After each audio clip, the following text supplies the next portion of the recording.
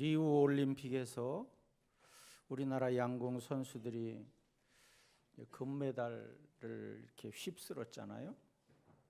난 그걸 보면서 왜 양궁에는 혼합 복식이 없는가? 혼합 복식까지 있었으면 우리가 더 금메달을 많이 딸 수 있을 텐데, 자기들이 잘하는 거는 뭘 많이 만들어 놓고 우리가 잘하는 거는 막 있는 것도 없애려고 그러고, 그걸 말하려고 그러는 게 아니라 그렇게 하다 보니까 이렇게 부모님들이 자기 자식을 어디 양궁을 시키겠다고 막 문의가 쇄도하고 있다고 하는 그런 뉴스를 들었습니다. 한류 스타들이 많은 사람들의 인기를 얻잖아요. 그러면 그 좋아하는 사람들이 뭐예요? 그 사람의 노래만 좋아하는 것이 아니라 그 사람이 어떻게 살아가는가 이런 것도 구체적으로 알고, 그래서 그 사람을 사랑하잖아요. 여러분, 우리가 예수님을 믿는다고 하는 것은 뭐 예수님의 말씀만 믿는 거예요? 예수님의 말씀만 믿는 것이 아니라 예수님께서 그랬어요. 누가복음에 아무든지 나를 따라오려거든 자기를 부인하고 날마다 십자가를 지고 나를 따를 것이니라 그랬어요. 그러니까 삶의 방식까지도 예수님을 따라가야 된다는 거예요. 입으로 예수님만 사랑한다고 말하고 말씀만 외우고 그렇게 해서 되는 것이 아니라 예수님의 삶의 방식을 따라야 된다. 근데 우리가 이렇게 보면 어깨는 십자가를 지는 것 같이 보이는데 정작 발로는 뭐요? 세상의 좋은 것을 떠나지 못하고 제자리 걸음을 하고 있는 경우가 많이 있다고 하는 거예요. 세상의 부귀영화를 포기하지 못해서 발걸음을 떼지 못한 우리들의 모습을 볼 수가 있어요. 우리만 그런 것이 아니라 예루살렘을 향해서 올라가는 제자들도 그랬다 하는 것을 오늘 본문에서 보게 되는데, 예수님께서 예루살렘으로 올라가시면서 이미 그 전에 여러 번에 걸쳐서 예루살렘에 올라가면 장로들과 대제사장들과 서기관들의 붙잡혀서 내가 많은 고난을 당할 것이다, 그리고 십자가의 죽임을 당할 것이다, 그렇게 이미 말했어요.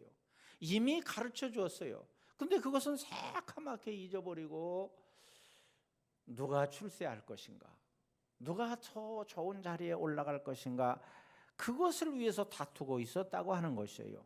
그러니까 예루살렘을 향해서 올라가는 제자들의 마음속에는 십자가는 전혀 없고, 십자가를 지고 따라야 되는데 십자가는 전혀 없고 여전히 세상 생각으로 가득 차 있었다 하는 거예요. 이것은 제자들 뿐만이 아니고 오늘 우리들의 모습이가 쉽다 하는 것입니다. 그러니까 예수님이 바로 예루살렘에 오시기 직전에 죽은 나사로를 살리셨잖아요. 예루살렘에 들어가시기 불과 며칠 전이에요. 예수님께서 죽은 나사로를 살려내자 그 광경을 본 수많은 사람들이 예수님을 믿게 되었다 그랬잖아요. 그런데 죽은 나사로를 살리신 현장에서 예수님을 향하신 그 놀라운 일을 본 사람 가운데 바리새인들이 정보원을 보냈어요. 간첩을 보낸 거예요. 그러니까 이 사람들이 보고 거기서 일어났던 일을 다 바리새인들에게 보고를 했어요. 그러니까 바리새인을 비롯한 종교 지도자들이 모여서 비상대책회의를 열었어요. 그 회의를 열고 난 결과가 뭐냐? 이제 그냥 예수를 그냥 놔두면 더 많은 사람들이 따를 것이다. 그렇게 돼서 예수가 주도해서 민중 봉기를 일으키게 되고, 그렇게 되면 로마가 가만히 있지 않는다. 로마가 많은 군대를 보내서 그 민중 봉기를 진압한다고 하는 명분 아래 이제 우리 땅을 짓밟고 말 것이다. 우리 민족을 그런 위기에 빠지게 해놓을 수는 없다. 그러니까 예수를 잡아 죽여야 된다. 이런 결론을 내린 것이에요. 이 방법만이 우리 민족이 살아갈 수 있는 방법이다. 그 결론을 내리고는 그때부터 예수님을 죽이기 위해서 여러 가지 방법을 모의했다고 하는 거예요. 아주 소설을 써요. 그런데 본문에서 호산나를 외치면서 예수님을 환영한 사람들도 예외가 아니었어요. 자기 입술로는 호산나를 외치면서 종려나무 가지를 꺾어들고 환영을 했지만 그 속에는 뭔가 자기 욕심을 채우기 위해서, 자기 욕심을 이루기 위해서 예수님을 이용하고자 하는 이런 얍삽한 마음을 가지고 있었다 하는 것이에요. 이것이 인간의 모습이다. 그래서 오늘 이 말씀을 통해서 우리가 몇 부류의 사람들을 만나보게 되는데, 자, 외치는 사람들이에요. 우리 사회도요, 지역 이기주의로 시위하는 사람들이 얼마나 많아요. 사드를 배치하면 안 된다, 무슨 세월호 사건이다, 그래서 호소에서 모여가지고 목소리를 높이는 사람들이 많이 있잖아요. 서울시청 앞 광장은 아주 그들의 단골 시위 장소가 되었어요. 전국적으로 이런 시위가 흔하게 일어나고 있잖아요. 오늘 본문에도 호산나를 외친 사람들도 역시 자기의 욕구를 충족하겠다고 소리를 외친 사람들이에요. 예수님께서 예루살렘으로 들어오신다고 하는 소문을 들은 많은 이들이 성 밖으로 예수님을 맞으러 나왔어요. 또 이미 예수님을 따라간 사람들이 많이 있었잖아요. 행렬들이 이뤘어요. 그러니까 성 안에서 나온 사람들, 성 밖에서 따라간 사람들이 서로 만나서 흥분이 고조되고 있어요. 마치 두 개의 파도가 부딪혀서 더 큰 파도를 이루는 것처럼 그들은 이제 우리에게도 새로운 시장, 새로운 세상이 될 것이다 하는 그런 기대감 때문에 흥분해서 소리를 지르고 있어요. 너나 할 것 없이 예루살렘 거리에 나서서 행렬을 지어 줄을 이었다 하는 것이에요. 그러니까 그 사람들의 마음속에는 어떤 마음이 있는 거예요? 아유, 지긋지긋한 이 옛 세상을 끝나고 뭔가 새로운 세상이 열리기를 고대하고 있는 거예요. 예수님을 그런 열정으로 맞이했던 이 사람들은 뭐예요? 세상살이에 지친 사람들이에요. 길고 긴 식민생활, 천대받고 억압받고 착취당하며 아주 만신창이가 된 사람들. 그들은 이제 이 더러운 세상이 뒤집혀야 된다고 하는 그런 욕구를 가지고 있어요. 그런데 예수님이라면 이런 서민들의 욕구를 반드시 해결해 줄 수 있다고 그들은 믿었습니다. 그래서 열렬히 환영하며 나온 것이에요. 여러분, 우리나라가 겪고 있는 지금 현실도요, 상당히 위험한 상황을 우리가 겪고 있습니다. 우리가 성장이다, 그래서 우리나라가 잘 살아야 된다, 막 그 강박관념에 시달려 가지고 우리 선배들이 얼마나 노력을 많이 했어요. 그래서 이 나라가 잘 살아야 된다. 그래서 노래도 잘 살아보세, 이렇게 노래를 불렀잖아요. 그렇게 하다 보니까요, 우리의 삶을 든든하게 지켜주고 따뜻하게 지탱해 주었던 공동체가 해체되었어요. 여러분, 가정을 예를 들어봐도 지금 가정의 의미가요, 얼마나 변질되었습니까? 가정하면 이제는 뭔가 살벌함을 느낀다고 할 정도로 이렇게 변질되었어요. 가정은 사랑이 넘치고 가족 간의 화목이 넘치는 그런 공동체여야 되는데, 그래서 밖에서 아무리 힘들고 어려운 일을 가지고 들어갔다고 할지라도 거기서 위로를 받고 거기서 치유되는 곳이 가정이 돼야 되는데, 이제는 돈이나 능력을 요구하는 공동체로 변질되었고, 이제는 각자가 자기 힘으로 살아남기 위해서 수단과 방법을 가리지 않는 이런 살벌한 세상으로 바뀌어져 있다고 하는 거예요. 그러니까 여기에 따라가지 못하는 사람들은 자살이라고 하는 극단적인 방법을 택하잖아요. 그리고 사회의 불만을 표출하는 세력으로 전락하고 말았어요. 그래서 국가가 하는 일은 무조건 반대하고 이렇게 나서는 그룹을 형성하고 있다고 하는 거예요. 물론 사람은 누구나 다 발전해야 돼요. 성장해야 돼요. 국가도 성장해야 돼요. 그런데 단계가 있어요. 과정이 있어요. 이 과정을 잘 거쳐야 되는데 이것을 하지 않고 급작하게 성장을 하게 되면 이런 문제가 있다고 하는 거예요. 여러분, 어린 자녀들을 키워보셨지만 어린 자녀들이 자랄 때 어떤 때 그때가 되는가? 사춘기 때 그렇게 되는가요? 성장통이라고 하는 것이 있잖아요. 성장통. 그거는 뭐예요? 서서히 자라야 되는데 사춘기 때 갑자기 이렇게 자라게 되잖아요. 그러니까 어디 이유도 없는데 아프다고 하는 거예요. 그런 걸 성장통이라 그렇게 말해요. 여러분, 사회도 마찬가지예요. 사회도 이 선진 국가를 보면 수천 년 동안 서서히 이렇게 쌓아 올려서 성장을 했어요. 근데 우리는 했다 하면 갑자기 성장을 이루는 거예요. 그러니까 사회적인 성장통이, 이건 뭐 이런 말이 있는지는 모르겠는데 사회적인 성장통이 있다고 하는 거예요. 그러니까 우리가 겪고 있는 흔히 우리가 말하는 세계 기록, 뭐 했다 하면 한국이 세계 최고다 하는 그런 기록이 다 성장통에서 나오는 불가피한 우리가 겪어야 될, 또 넘어야 될 그런 과정이라고 하는 거예요. 모든 것이 그렇잖아요. 식물을 키워도 마찬가지예요. 식물을 키우는데 뻥튀기처럼 하루아침에 갑자기 이렇게 할 수는 없잖아요. 다 하나님이 정하신 때가 있고 그 과정을 거치면서 되어져야 되는 것이에요. 유대 사회가 단계적인 과정을 거치지 않고 한꺼번에 세상을 뒤집으려고 하는 이런 욕구가 아주 강했다고 하는 거예요. 그래서 예수님을 그렇게 열렬히 환영했다 하는 것이에요. 우리가 무슨 일을 하든지 다 하나님의 때가 있고요. 하나님이 주시는 은혜를 통해서 자연스럽게 되어야지, 인간이 막 급조해서 무언가 이루게 되면 이런 부작용이 항상 따른다고 하는 것을 우리는 기억하고 과정을 소중히 여기는 여러분들이 되시기를 바랍니다. 자, 그러면 이제 두 번째로 종려나무 가지로 환영한 사람들이 있어요. 예수님을 맞이하는 군중들은 종려나무 가지를 흔들었다 그랬어요. 종려나무 가지를 흔들면서 호산나를 외쳤다. 그러면서 예수님을 맞았다는. 자, 호산나라고 하는 뜻은 무슨 뜻이에요? 우리를 구원해 주세요. 지금 당장 우리를 구원해 주세요. 그런 뜻이에요. 그런데 이 사람들의 구원은 우리가 말하는 구원, 성경이 말하는 구원과 달라요. 이 사람들이 말하는 구원은 뭐예요? 로마의 압제에서 해방받고 가난해서 해방되고, 그래서 잘 사는 나라, 잘 먹고 잘 사는 백성이 되게 해달라고 하는 그런 구원이에요. 그러니까 육신적인 구원이라 이렇게 말할 수 있어요. 그러나 예수님은 육신적인 구원을 위해서 물론 하실 수 있어요. 그러나 정작 목적은 우리의 영혼을 구원하기 위해서 이 세상에 오셨잖아요. 믿습니까?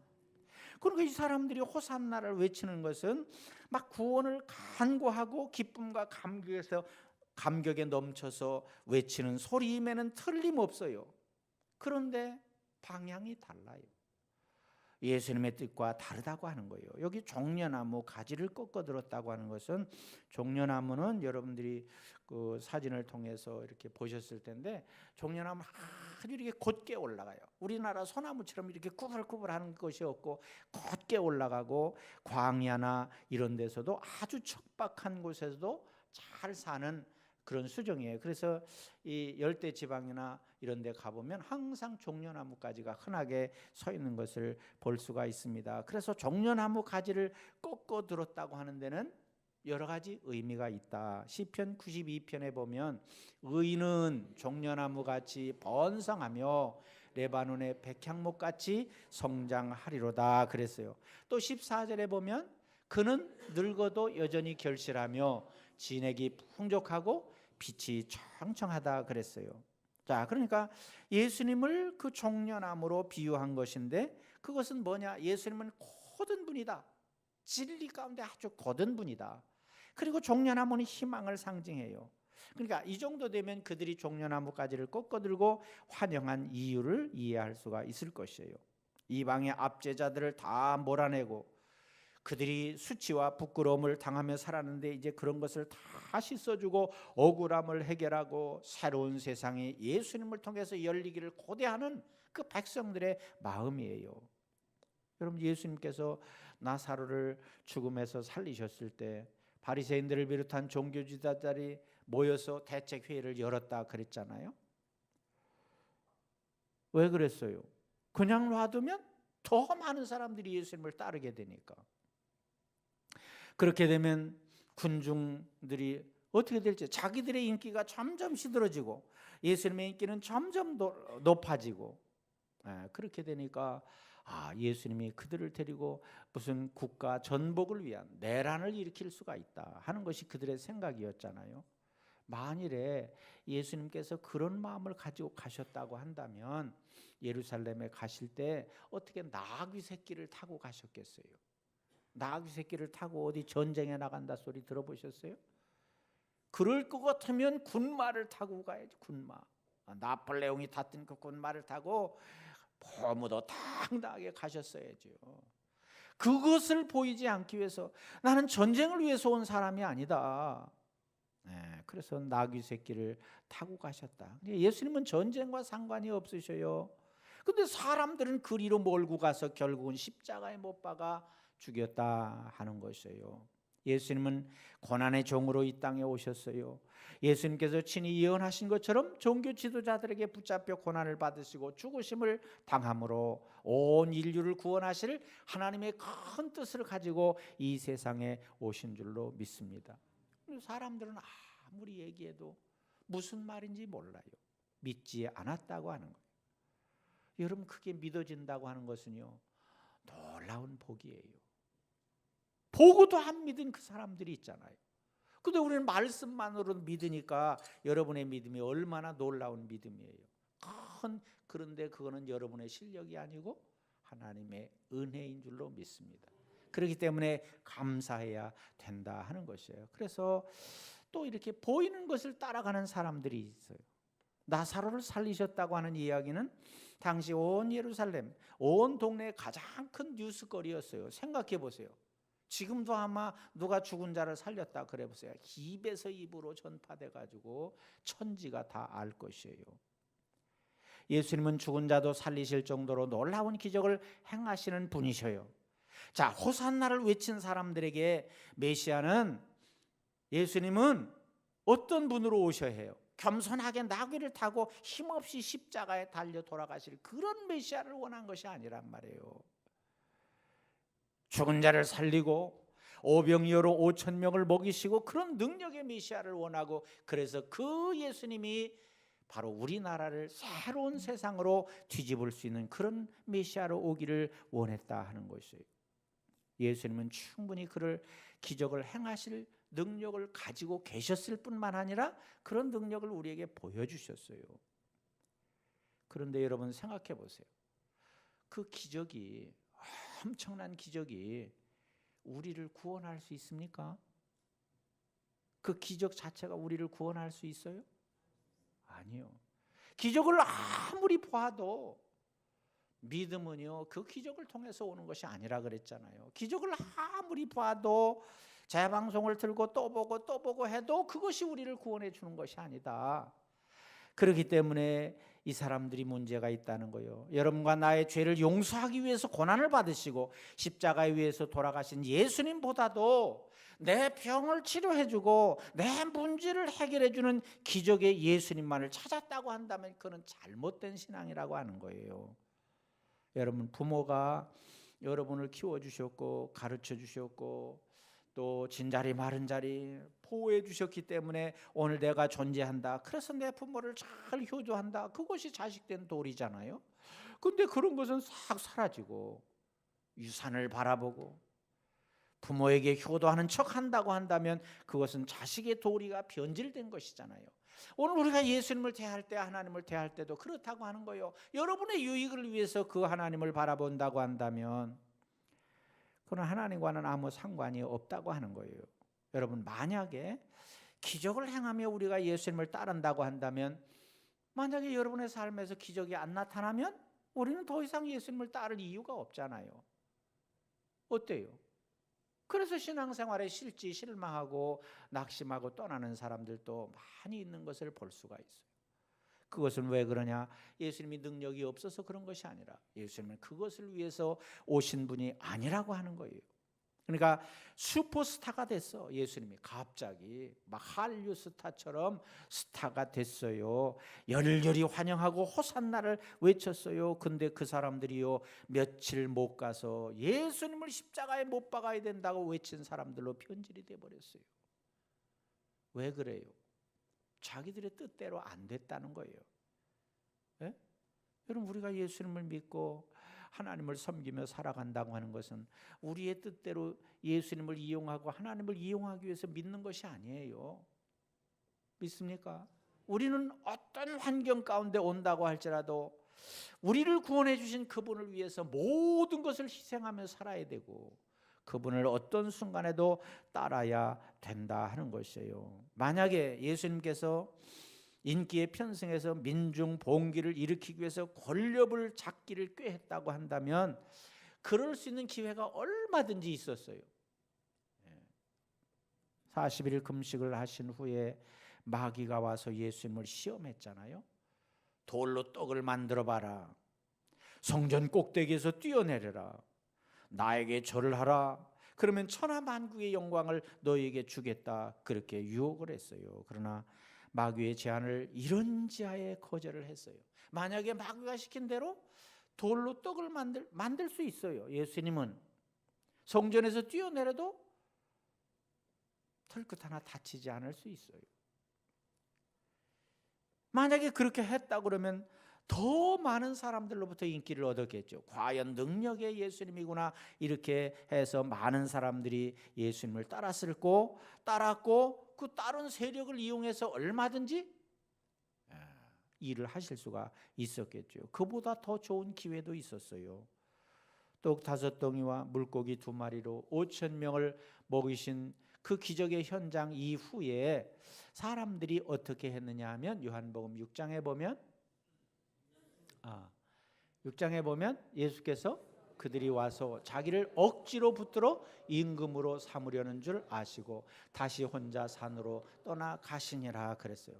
그러니까 사람들이 너무 엄청난 기적을 보니까 보리떡 5덩이와 물고기 2마리로 5,000명을 먹였다고 한다면, 저분이 대통령이 된다고 한다면, 저분이 왕이 된다고 한다면 이 가난한 백성들을 얼마든지 잘 먹고 잘 사는 백성으로 만들어줄 수 있겠다. 그래가지고 사람들이 예수님께는 여쭤보지도 않고 왕으로 세우려고 웅성웅성 자기들끼리 그렇게 했다는 거예요. 만약에 예수님이 왕이 되기를 원했다고 한다면, 권세를 잡기를 원했다고 한다면 가만히 있어도 그들에 의해서 왕으로 세움받을 수가 있었다 하는 것이에요. 정치적인 야욕이 있었다고 한다면 그저 못 이기는 척하고 왕이 될 수가 있었다.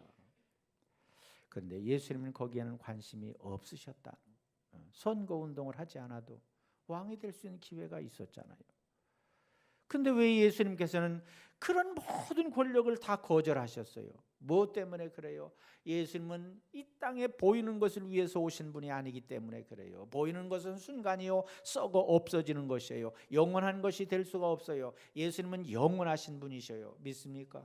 그래서 여러분에게 영원한 생명을 주신 분이 예수님이시잖아요. 우리가 천국에서 영원히 살 수 있는 길을 여신 분이 바로 예수님이시잖아요. 잠깐 있다가 없어질 것을 위해서 오신 분이 아니라고 하는 거예요.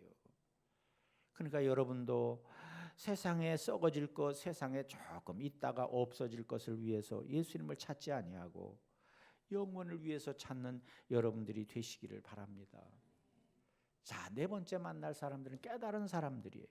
16절에 보니까 제자들이 처음에는 깨닫지 못하다가 영광을 얻으신 후에야 깨달았다 그랬어요. 이 영광을 얻으신 후에야 깨달았다고 하는 것은 예수님께서 죽음을 이기시고 부활하신 후에 성령을 보내주셨잖아요. 그 후에야 이제서야 깨닫게 되었다 하는 거예요. 여러분, 우리가 역사적으로 보면 위대한 사상가나 예술가나 또 위대한 예언자들의 운명이 대체로 공통적인 것이 있는데 살아 있을 때는 별로 인정을 못 받았어요. 그런데 세상을 떠나고 난 후에 세월이 많이 지난 다음에 그 사람의 평가가 달라지고 그 사람을 인정하는 그런 경우들을 많이 볼 수가 있잖아요. 예수님도요. 아니, 당대에 지금 예수님이 살아계셔서 제자들에게 말씀으로 알려주시고 백성들에게 진리로 알려주시고 그럴 때 깨달아야 되는데 그때는 깨닫지 못하다가 예수님이 승천하시기에 그제서 깨닫게 되었다 하는 거예요. 사람들은요, 예수님이 온 몸으로 가리키신 평화의 길은 한사코 외면해요. 다시 말하면 십자가를 지고 예수님을 따르는 길을 한사코 외면한다고 하는 거예요. 그리고 나서는 어떻게 돼요? 예수님이 내 기준에 맞추어 움직이기를 원하신다고 하는 거예요. 예수님이 내가 지금 이런 계획을 세우고 내가 이런 목표가 있는데 그저 예수님은 나와 함께 따라가 주기를 바란다고 하는 거예요. 그러면 우리가 예수님을 부려먹는 거잖아요. 그래요, 안 그래요? 안 그렇다는 눈치는? 그래요, 안 그래요? 뭔가 캥기는 게 있는 것 같은데. 우리가 예수님을 따라야지. 우리가 가는 길에 예수님이 와서 나를 도와달라고. 그거는 도대체가 예의에도 안 맞고 그거는 우리가 해야 될 짓이 아니에요. 내가 위대한 계획을 세우고 큰 목표를 정했다고 할지라도 하나님이 아니라고 하면 포기하고 그 길을 따라가야 되는 것이 우리의 자세라고 하는 거예요. 믿습니까? 네, 바로 그것을 가르쳐주고 있어요. 예수님의 길은요 여전히 좁은 길이에요, 넓은 길이에요? 좁은 길이에요. 그 길에서 예수님은 외로워하시는 거야. 십자가를 지시기 전에 외로워하셔. 제자들도 다 배반하고 떠나갔지요. 누구 하나 따르는 사람들이 없어. 그래서 여인 몇 사람들이 멀리서 지켜보고 있어. 외로운 길이셔요. 정말 이럴 때 우리가 가서 힘이 되어드린다고 한다면 얼마나 기뻐하시겠어요. 그런 중에도요 바리새인들은 뭔가 캥기는 게 있었어요. 그래서 오늘 19절에 보면 바리새인들이 뭐라고 그러죠? 바리새인들이 서로 말하되 볼지어다 너희 하는 일이 쓸데없다. 보라 온 세상이 그를 따르는도다. 그랬어요. 우리가 비상대책회의를 열고 최고의 권력자들이 모여서 예수님을 죽이려고 그렇게 하지만 이 사람들의 마음속에는 뭔가 새로운 세상이 오는 것에 대한 두려움을 갖고 있는 거예요. 그 19절에 온 세상이 그를 따르는도다. 우리가 아무리 노력해봐야 이제는 필요가 없다. 그런 것을 그들 스스로가 고백한 것이에요. 여러분 지금 우리가 살아갈 때 종려나무 가지를 흔들어 예수님을 환영하는 일도 중요하지만 지금 우리에게 필요한 것은 뭐예요? 주님의 마음을 알아차리는 거예요. 하나님의 뜻을 깨닫는 거예요. 왜 그래요? 세상이 아무리 여러분이 발버둥 치고 애를 써도 여러분의 뜻대로 세상이 되는 것이 아니에요. 여러분 지금까지 살아가면서 여러분 마음 먹은 대로 됐어요? 네, 됐어요? 대답은 잘해. 아니면 어떻게 해야 돼요? 예수님을 따라가야 될 거 아니에요. 그 길을 고집하고 가봐야 뭐 무슨 소용이 있어요? 아무 소용없는 거죠. 그래서 예수님의 마음을 알아차리는 거예요. 예수님께서는 우리를 평화의 긴 여정으로 부르고 계셔요. 그래서 우리 고집을 버려야 돼요. 날카로운 것을 버려야 돼요. 그리고 세상살이에 지친 사람들의 친구가 되기 위해서 우리는 끊임없이 낮아져야 돼요. 그래서 그들을 찾아가서 복음을 나누고 우리가 가진 것을 나눌 수 있는 그런 우리가 되어야 될 줄로 믿습니다. 예수님께서 나귀를 타고 예루살렘에 들어가신 이유는 겸손하시기 때문에 나귀를 타신 것이고 인류를 구원하실 하나님의 뜻을 이루기 위해서 그렇게 들어가셨다고 하는 거예요. 십자가에 위해서 죽으심으로 우리의 생명을 건져주셨고 우리에게 영원한 나라를 기업으로 주셨다 하는 것이에요. 많은 사람들이 이 평화의 길을 한사코 외면하고 있어요. 그러나 주님은 지금도 여러분을 향해서 그 길로 가야 된다. 좁은 길로 들어가라. 그렇게 말씀하고 계셔요. 믿습니까? 그럼 예수님을 믿는다고 하는 사람들은 많은데 그 길을 걷는 사람들이 적다는 거예요. 그 길을 따르는 사람들이 적다고 하는 거예요. 주님은 지금 바로 그 길을 따라오는 사람을 찾고 계시다 하는 거예요. 우리 함께 십자가의 그 길을 걸어갈 수 있는 그런 여러분들이 되시기를 바랍니다. 왜 그래요? 이 길만이 살 길이라고 하는 거예요. 이 길만이 살 길이다. 우리 자녀들 지금은 그런 거 하는지 모르겠는데 우리 어렸을 때는 돌이 되면 자녀를 이렇게 상위에다 자녀를 앉혀놓고 뭐 실타래 올려놓고 돈 올려놓고 또 뭐 올려놨죠? 예? 예? 뭐 하여튼 여러 가지 이렇게 놓고 그걸 집으라 그러잖아요. 그러면 부모들이 야, 저 부자 되겠다. 돈 집었으니까 부자 되겠다. 뭐 이랬죠. 실타래 붙들면 오래 산다는 건가 뭐예요? 오래 살겠구나. 뭐 그랬어요. 그런 거 기억납니까? 우리들에게 만약에 그렇게 하면 지금 우리들에게 그렇게 하면 어떻게 할까? 그렇게 하면 정말 예수님이 그 길을 잡고 따라갈 수가 있겠는가? 한번 여러분 자신도 질문해 보세요. 내가 어느 길을 가야 될 것인가? 예? 우리는 길로 가야 돼요. 세월이 변하고 역사가 흘러도요, 이 길은 절대로 변하지 않아요. 우리가 생각하는 대로 많은 사람들이 희희낙낙하며 쉽고 편하게 갈 수 있는 길이 아니에요. 아유, 그러면 힘들어서 어떻게 갑니까? 그 고독한 길을 어떻게 갑니까? 여러분 걱정하지 마세요. 그래서 누구를 보내셨어요? 성령님을 보내셔서 성령님을 같이 손잡고 갈 수 있는 분을 보내주셨어요. 하나님이 여러분을 품에 안으시고 등에 업으시고 여러분을 이끌어 주신다고 하는 거예요. 그렇기 때문에 걱정할 게 하나도 없어요. 우리는 그 길을 가야 될 줄로 믿습니다. 그 길을 빨리 따라가는 지혜로운 여러분들이 되시기를 바랍니다. 그래서 우리는 절대로 하나님을 우리 마음대로 빨리 오세요 그렇게 하면 안 돼. 우리가 빨리 따라가야지. 빨리 와서 여기서 해결해 주세요 그렇게 하면 안 돼요. 우리가 말씀대로 순종해서 하나님을 따라갈 때 그런 문제는 흔적도 없이 사라지게 될 줄로 믿습니다. 그래서 결론은 뭐냐? 예수님께서 세상에 지친 사람들의 평화를 위해서 낮은 곳으로 내려오신 것처럼 우리도 뭐요? 세상살이에 지친 사람들을 위해서 끊임없이 낮은 곳으로 내려가야 돼요. 그들을 찾아가야 된단 말이에요. 여러분 교회에서 하면서 오세요 그러면 옵니까? 뭐 좋다는 거, 뭐 선물도 준비하고 무슨 복음 가수도 초청하고 뭐 내노라는 사람도 없디까? 안 오죠? 그러니까 우리가 낮아져야 되는 거예요. 우리가 낮아져서 그 사람들을 찾아가야 되는 거예요. 그래서 가서 그 사람들에게 복음도 주고 사랑도 주고 나눌 수 있어야 된다. 그럴 때 그들이 깨닫고 돌아오는 역사가 있을 줄로 믿습니다. 예수님의 고난의 신비를 깊이 묵상하고 예수님의 희생이 바로 내 죄 때문이라고 하는 사실을 오늘도 몸과 마음으로 절감하는 그런 시간이 되시기를 바랍니다. 여러분 총을 들고 잠수함을 운행하고 핵무기를 쏜다고 해서 평화가 오는 것이 절대 아니에요. 이것을 모르는 북한 사람들이 얼마나 불쌍해요. 하나님의 평화는 그렇게 해서 오는 것이 아니에요. 서로 믿음을 구축하고 인내와 존중과 사랑으로 서로를 대할 때 그 안에 진정한 평화가 임하게 되는 줄로 믿습니다. 이것이 바로 예수님께서 가져오신 평화의 무기예요. 호산나를 외친 사람들, 또 권세를 가졌던 사람들, 아무것도 모르는 일반 백성들, 그들이 살 수 있는 길이 무엇이었는가? 그것은 바로 예수님을 믿는 길이었다.